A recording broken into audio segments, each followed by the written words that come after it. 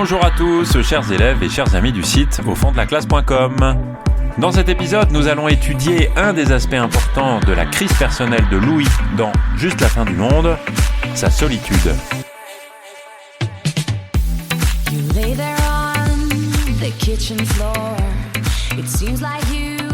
Quand on pense au parcours, au programme qui est lié à la pièce Juste la fin du monde de Jean-Luc Lagarce, c'est-à-dire crise personnelle, crise familiale, on pense tout de suite au personnage de Louis.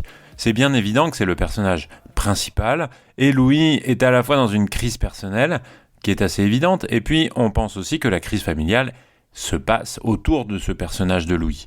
Et cette crise personnelle, on va commencer à l'illustrer dans cet épisode en évoquant son isolement, sa solitude. On le voit en fait dans la version écrite de la pièce dès la liste des personnages, les dramatis personae comme on dit parfois.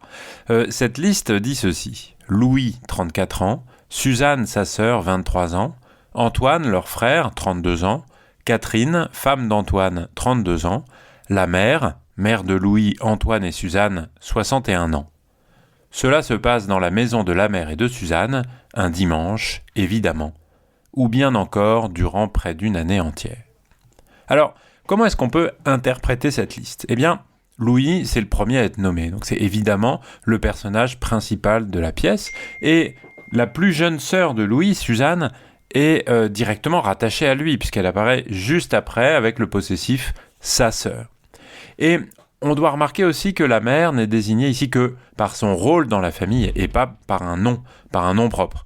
Et la mention du lieu, la maison de la mère et de Suzanne ensuite, implique une distribution par couple entre les personnages. Et cette distribution par couple, c'est la suivante: Suzanne et la mère qui vivent toutes les deux donc dans cette maison.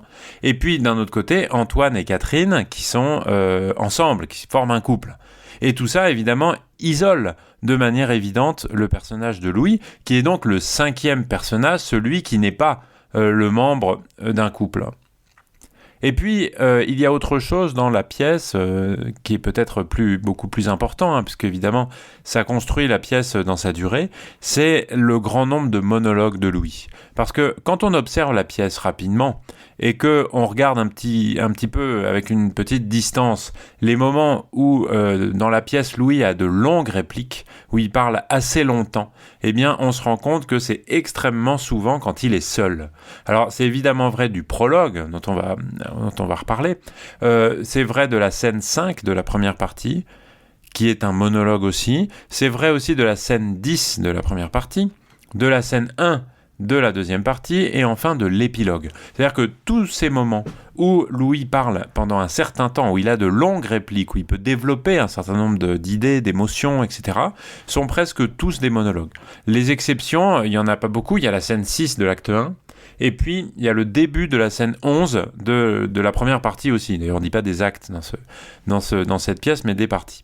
Donc, dans ces deux scènes, la scène 6 de la première partie et la scène 11 de la première partie aussi, Louis parle un peu plus longtemps, à des répliques qui sont plus longues, dans le cadre de dialogue, mais la grande majorité des cas où Louis a de longues répliques, eh bien, ce sont des monologues, des moments où il est seul sur la scène. Et évidemment, ça marque son isolement, sa solitude, d'une façon assez frappante pour le spectateur de la pièce. Et en fait, si on regarde la pièce dans son ensemble, elle alterne les scènes de dialogue entre les membres de la famille et plusieurs monologues. Et ces monologues sont tous attribués à Louis. Et ils apparaissent un peu comme des moments suspendus dans le temps qui révèlent avec une sincérité totale la vie intérieure du personnage. C'est un peu, une façon d'exposer sur la scène la pensée propre du personnage, comme si, et c'est un peu le pacte avec le spectateur dans ce cas-là, eh bien, tout était absolument sincère. Quand un personnage parle seul sur la scène, finalement, c'est le seul moment où on sait de manière sûre quels sont ses vrais sentiments, quelles sont ses vraies idées, ses vraies opinions. Puisque dans l'illusion théâtrale, eh bien, c'est comme s'il était absolument seul. Donc, sa pensée, tout ce qui est exprimé n'est pas éventuellement altéré par ses objectifs, par les discussions qu'il a avec les autres personnages. Là, il est totalement sincère. Et on voit là donc sa vie intérieure et aussi sa singularité dans la famille. Et on pourrait dire exactement la même chose de l'intermède entre la première et la deuxième partie, et en particulier de la scène 3 de l'intermède où Louis décrit un rêve. un rêve dans lequel il redevient un enfant. Alors, on peut citer maintenant quelques exemples, quelques citations de ces longues répliques de Louis, et en particulier du monologue de la scène 5 de la première partie. Je vous cite un passage. « Mes parents et tous ceux que j'approche ou qui s'approchèrent de moi, mon père aussi par le passé, admettons que je m'en souvienne, ma mère, mon frère là aujourd'hui, et ma sœur encore, que tout le monde après s'être fait une certaine idée de moi, un jour ou l'autre ne m'aime plus, ne m'aima plus. Et qu'on ne s'aime plus. Ce que je veux dire, au bout du compte, comme par découragement, comme par lassitude de moi, qu'on m'abandonna toujours car je demande l'abandon. » Je m'arrête là pour la citation, que j'ai essayé de lire comme j'ai pu, de manière expressive, comme on vous demande de le faire au moment de l'oral. Alors, quelle est l'angoisse que Louis exprime ici ? C'est assez évident, c'est la solitude. C'est celle d'être abandonné par tout le monde et d'en être d'ailleurs responsable. Peut-être finalement parce qu'il dit à la fin « je demande l'abandon », car je demande l'abandon, comme si c'était lui, par sa façon d'être, par son être le plus profond, qui suscitait cette réaction chez les autres qui consiste à l'abandonner. Et donc c'est bien sa solitude qui est exprimée ici, et cette angoisse de la solitude qui imprime en fait l'intégralité de sa vie. Et on peut dire que sa solitude, c'est un drame intime qui se dévoile au cours de la pièce, au fil de son retour parmi les siens, parmi les membres de sa famille.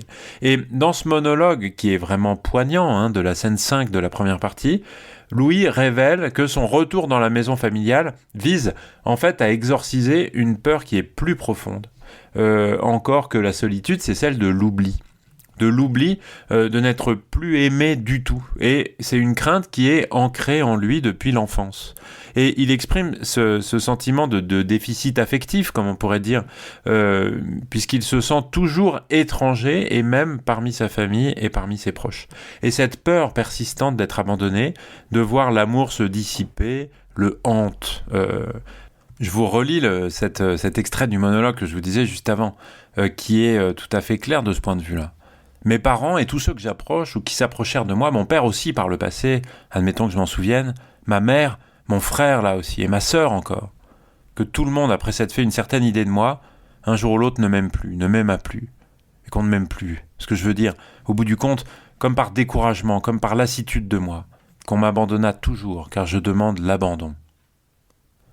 On voit que ce retour ravive un drame qui est en fait plus ancien, celui de l'abandon initial, comme le souligne Suzanne, qui marque de cette façon-là le début d'une série de tourments. Puisque les raisons de ce départ restent assez floues. Dans la pièce, c'est le moins qu'on puisse dire, elles sont vraiment enveloppées de mystère. Pourquoi est-ce que Louis a choisi de s'éloigner de sa famille, en ne gardant avec eux qu'une correspondance épistolaire vague, les fameuses lettres elliptiques sur lesquelles on reviendra dans un autre épisode? Les premières scènes évitent soigneusement d'aborder cette question. Et c'est Suzanne qui l'aborde finalement dans la troisième scène, en exprimant son reproche face à cette absence prolongée de Louis, en lui disant « c'est pas bien que tu sois parti si longtemps ». Et pourtant, elle avoue elle-même son ignorance des véritables raisons de son départ, en nous permettant seulement à nous, spectateurs, spectatrices, que de les imaginer. Et dans la scène 3 de la deuxième partie, Antoine évoque le sentiment de désamour dont a souffert Louis. Un sentiment auquel sa famille n'a pas su répondre, puisque Antoine dit « Les parents en parlaient devant moi comme on ose évoquer un secret, dont on devait me rendre également responsable. » Et Louis, en fait, semble avoir longtemps endossé le rôle du paria, du mal-aimé. Et pour se protéger, il semble qu'il se soit forgé une identité, celle de l'homme malheureux en quelque sorte, qui est toujours préoccupé de paraître fort, même au prix de la tromperie, en se repliant sur lui-même et en rejetant toute responsabilité extérieure.